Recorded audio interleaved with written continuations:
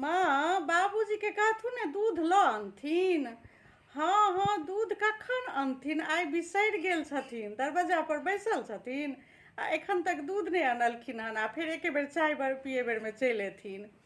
हाँ, एक बेर पी लेलखिन ने, एक बेर और के पिए छथिन ने, दरवाजा पर बैसल छथिन, कनि कहथुन ने जल्दी से दूध ल अनथिन, आ कनि चायो पत्ती सब नहीं छै, कनिए छै, ताहि दुआरे कनि बजा कऽ कहथुन जे कनि जल्दी से आनि देथिन, नहीं तो फिर चाय पिए ले एथिन आ दूध नहीं छै घर में।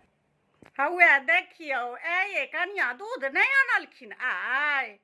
हौए केहन का बिसरल छथिन, आ ठीके कहै छियै, एके बेर चाय पिए ले चलि एथिन। एक बेर का पियल छनि, भोरका टाइम हिनका 2 बेर के चाही, आब रौतका दूध के तऽ एके बेर ने बनतै।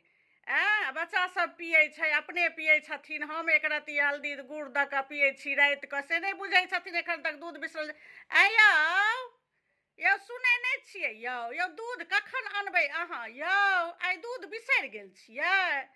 माने दरवाजा पर गुबदी लादि कऽ अहाँ बैस रहै छियै आ दूध के आइ ठिकाना नहीं यऽ। आ वएह कनिया कहै छै चायो पत्ती खत्म भऽ गेलनि, एक रत्ती छै। आ हिनका कोन आदत खराब छनि कनिया के, जहन खत्म भऽ जाइ छै तखन मोन पड़ै छनि। आइ चाय पत्ती मोन पड़लनि हन, कनि आनि दियौ तऽ जल्दी से, बुझै नहीं छियै यौ केना कऽ आइ बिसरि गेलियै यौ। अहाँके ई नहीं बुझल यऽ जे कौलका दूध राति में एक रत्ती के हमहूँ पियै छी, हरदी आर दऽ कऽ गुड़ दऽ कऽ अहाँ पियै छियै, भोर के एके बेर चाय होइ छै रौतका दूध के।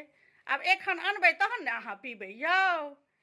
यौ जइयौ, जल्दी जइयौ ने, जल्दी जइयौ ने यौ।